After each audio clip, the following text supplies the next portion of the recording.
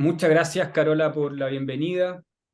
La verdad estamos muy contentos de estar en este segundo año del evento de Cuidadores de Destinos. La verdad que estamos de alguna manera sorprendidos con el trabajo que hemos conseguido en estos cortos 2 años. Y nos pone muy contento que mucha gente nos apoye, nos converse, nos dé feedback y sobre todo nos dé feedback para mejorar. Así que bienvenidos siempre todos los comentarios a Cuidadores de Destinos para ir mejorando. Mi nombre es Marco Lucero, soy cofundador de Cuidadores de Destinos y, y les quiero contar un poco que Cuidadores de Destinos por mucho tiempo conversado entre amigos y profesionales cómo hacer del turismo una herramienta que genere bienestar en los territorios y hemos encontrado que a través de la gestión de destinos turísticos y este nuevo modelo de gestión que pone en el centro a los residentes y a la naturaleza, nos hace sentido y por eso es que tenemos un equipo bien diverso de trabajo, con diseñadores, con periodistas, con profesionales del turismo, que estamos constantemente diseñando, innovando nuevas herramientas y nuevas formas de trabajar justamente una gestión de destinos que ponga en el centro a los residentes y a la naturaleza. Y en ese contexto, y ahora voy a cambiar a inglés, I'm going to switch into English now. I'm very, very honored to have with me Anthony Everett from 4VI, from Vancouver Island. I'll say that Vancouver Island could be probably the most influential organization working on destination stewardship right now. They launched on April this year, and since then, you probably have seen them in the news once a week, and so we are very, very happy and honored to have Anthony with us here. Anthony, how are you? Where are you in the world? Are you in Vancouver Island right now? Yeah, I'm thanks, Marco. It's an honor to be here, and I'm a bit humbled actually, to be here. But yes, I'm on Vancouver Island, which is, as you and I talk about, Marco, on the Pacific, in the Pacific Ocean, along the Pacific Ocean, and we have some big ideas related to the Pacific Ocean, don't we? So we're going to explore those. But I'm in a community called Nanaimo. It's about halfway up Vancouver Island, and Vancouver Island is a place where I grew up and is near and dear to my heart. It really is. It's about 870,000 people who live on the island, and employs in tourism about 50,000 people. And it's really a vast wilderness. If you think of England, it's kind of, without Wales and Scotland attached, it's like that size or a bit bigger. And it's where we call home. It's also the community of indigenous people, specifically the Kwakwaka'wakw, the Nuu-chah-nulth and Coast Salish people. And in Canada, our Indigenous people and groups that we work with are very important because they were the original stewards of the land here. And it's something that we're recognizing more and more and working to work with them. So it's not, of those 875,000 people, there's many Indigenous groups and they've been here for millennia. Fantastic. So Anthony, before we go any further to Vancouver, to 4VI, you already mentioned probably the key concept, steward. You were referring to the indigenous community as a steward in your land. How are you guys in 4VI defining stewardship and destination stewardship? Well, you know, how this came about for us is the pandemic was really what changed our view and pushed us in a new direction. And during the pandemic, we saw this period of time, much like around the world, where businesses were really suffering. And so we really changed our organization to be supporting them to survive. And so we learned two main things in that.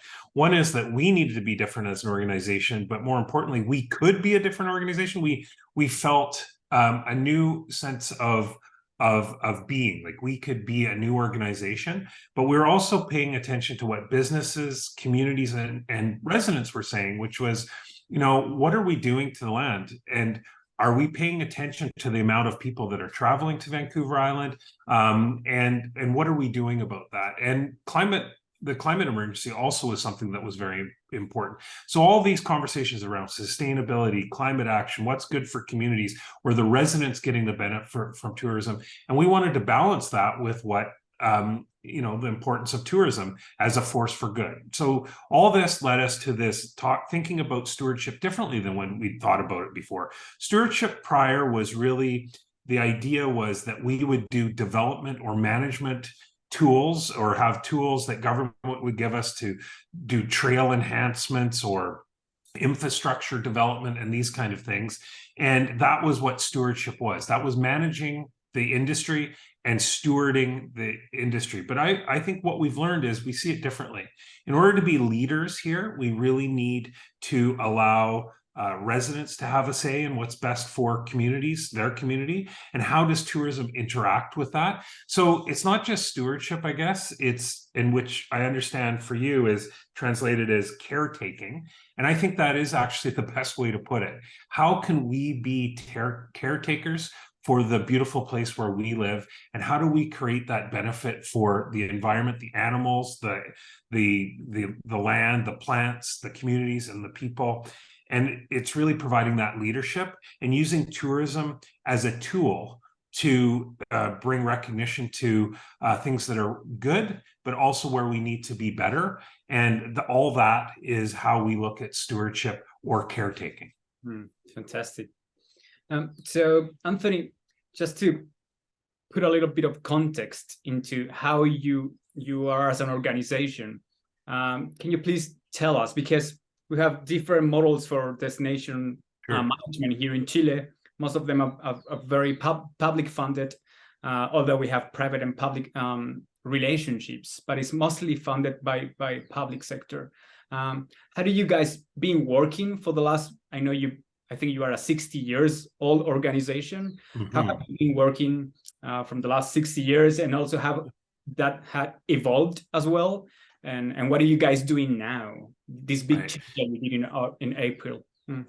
Yeah, so the big change is, for 60 years, largely our role was to market or promote or sell the destination. So our job was to go get people interested in traveling here, and spending their vacation here. As a result, you had, resorts developed or experiences developed. And we were one of the tools, as what we call in North America, a destination marketing organization. And that's what we really did for almost 60 years. And this whole time that we were doing that, we received our funding from government as well, through public funds. So most of our funding was public. But over time, the public funding was changing, where they wanted us doing less of the marketing and more of the destination development work, which was really like pulling communities together, finding out what the industry needs. How do we further develop the industry on Vancouver Island? But we were still doing a lot of marketing. The world now is digital, so we were doing digital marketing. And during the pandemic, we had to, renegotiate our contracts with government. And it was at that moment that I realized our business could be different, because the frustration we were feeling as a board of directors, so we are not for profit, which means that we have a board that's governed by tourism businesses, like not for profit, and we are funded by government. But when I took a look at that model, I realized that we're a contract service provider. And what we were contracted to do, we were certainly expert in, but it wasn't what we wanted to focus on. What we wanted to focus on was things like the climate emergency. We wanted to focus on, helping the oceans be healthy, doing ocean debris cleanup efforts. We wanted to fund trails that were being overutilized by people and helping them be healthy and strong as trails so people could go on them, creating, proper toileting facilities at trails, things like that. And so that's where we wanted to put our effort. And when the light bulb moment was that if we're a contract service provider, that means that when we make revenues, we can redirect those revenues into strategies we think are most important for Vancouver Island. And those are all about stewarding the destination. We're trying to make an impact for the people who live here, the communities, and the businesses, and seeking balance. So the business decision was simple: just recognizing we were a contract service provider and delivering those contracts, much like many businesses do. But when we make money, those revenues are redirected into efforts and projects that we want to put emphasis on. So right now, as an example, we're the first in North America to do a carbon measurement for Vancouver Island. Tourism impacts on carbon, and that's something we're doing right now as a measurement tool. And then we'll have a plan. Part of the Glasgow Declaration is we'll have a plan to reduce our greenhouse gas emissions. So that's something that wouldn't have happened unless we redirected our funds. So in Canada and around the world, I don't know in Chile, but we decided to be what's called a social enterprise. So a social enterprise is you have a service and you sell or market that service or product, and then you redirect those funds into a social good. Our social good are focused on the impacts of tourism. So, as I said, the best example, because we're so passionate about it here, is greenhouse gas and reducing our carbon footprint. And so that's where we're going to be focusing our efforts. But all this came about. If we had kept doing what we were doing, we probably would still be marketing. We'd be marketing Vancouver Island. We'd just be focused on acquiring people to visit. And others are doing that. So we feel like with others doing that, we needed to be different. And that led us to this idea of a social enterprise. And I believe that while not everyone can be a social enterprise, everyone could be focused on societal good that tourism touches. Fantastic. Jeremy, you mentioned something very important, and that is that you are doing what is good for Vancouver Island as a whole. But how do we define that? How do we know what is good for the entire landscape and for this entire ecosystem, people, nature, culture? We've been listening to experts during the event about the importance of including residents to get a feeling of what is good. What do they believe is good, and how they define well-being for Vancouver Island? Are you planning to incorporate residents into your perspectives to get a feeling of what will this good will be for Vancouver Island? Are you already doing it? Can you share? I love the question. It's a great question. It's a fundamental question, because when you shift your organization, and every organization should be measuring their success. Like you can't do this in a vacuum, so you measure. And I think tourism has largely been they've always been focused on volume, the economic well-being of a place. So how much money, how many people are coming, how much money they're spending. And that's not going to be our focus. We've chosen 4 pillars of social responsibility. So businesses, communities, the environment, and culture.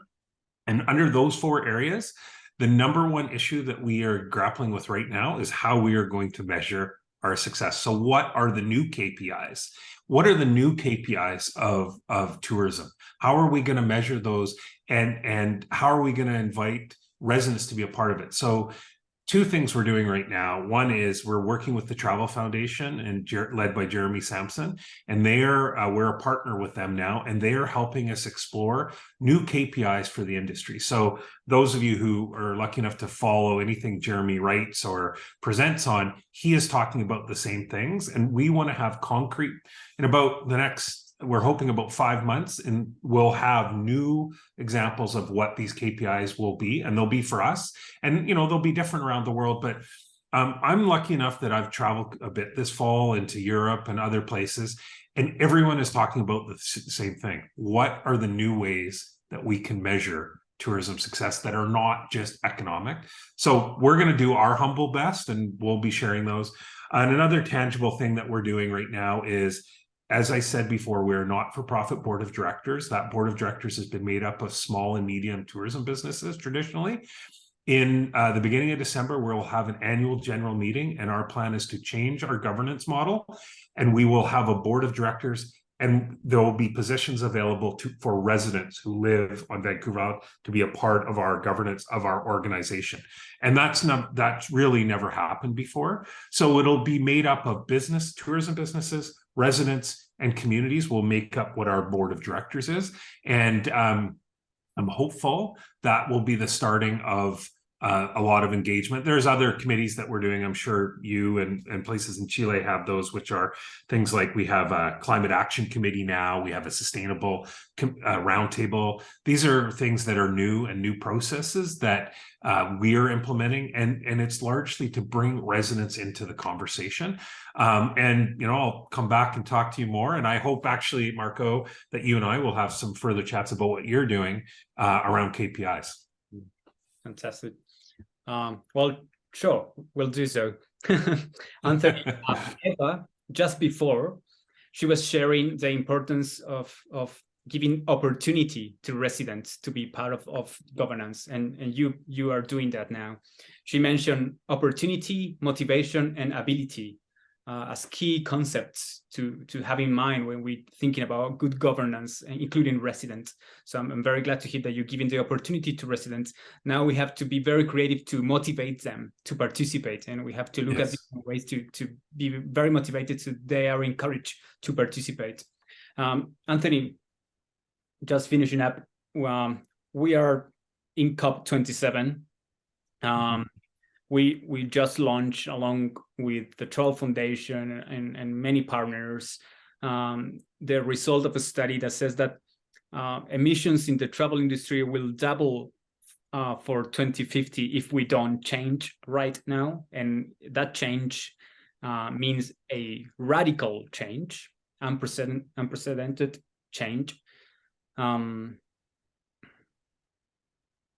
How are you guys feeling and living the climate emergency for you? Because sometimes this is discussed that is, mostly seen in the global south, but I'm pretty sure you can notice the climate emergency in Vancouver Island as well. How are you feeling it, sensing it, and what's the call to action that you will like to share for us? I mean, yeah, it's interesting, the call to action. I mean, when how we're living it and feeling it. So Vancouver Island is a vast rainforest. I've grown up here for however long, tens of thousands of years. It's been a rainforest. This, what we call fall, so our season's opposite of you in the south, is we had water restrictions. We have a drought. This has never happened, at least I think ever, at least in human memory. And so we're seeing it. We're seeing a conflict now with people who are being asked to restrict their water use that live in these places, and we're still inviting people to visit. So at some point, there's got to be a reckoning. And the research that you were a part of that I've been able to see as a preview, and I think is out now through Bloomberg. I think they announced it. It's shocking. It really is shocking. And at the end of the day, I don't really know. What we're doing is we're going to start with a measurement, and we're going to start inviting businesses to look at ways that they, in practical ways, reduce their carbon footprint. So for an example, we're helping the marine industry and tourism. Government has some funds, our Canadian government, and we're helping them pursue options for reducing their carbon footprint on the water. So we will take that on. We will do that basically, we'll do that work for free to help them find a way to find solutions. And I think it will be these micro things that are going to add up to make a difference. And there are good things happening. We've heard Air Canada, for one, and I'm sure there's other airlines have an order in for electric planes. I think the technology will catch up. But, the human condition is that we all want to travel and we want to explore. And that's been part of the human history. And, that might not change. I know when I talk to you, Marco, I think, oh, I hope I get to go to Chile someday and see Marco. And so I want to do that too, but it has an impact. And so I think we all have to make purposeful choices that we otherwise wouldn't be making. And we have to live purposefully around climate and the impacts we make. And I know it can happen because even I personally have had to change quickly. And it makes you feel uncomfortable, but that's what's going to be required if we're going to get through this emergency. It's going to come down to those micro things, and we all have to contribute to make a difference. And that's where it starts. But again, you and I are talking. And it's because we just had this idea to become a social enterprise. Next thing you know, I get to talk to you, Marco, in Chile. That wouldn't have happened otherwise. So I think we can do this. It's going to be tough, but we can do it. Beautiful. Thank you, Anthony. Thank you for taking the time. A pleasure. Of course. My pleasure. Hello to everyone. Thank you. Thanks.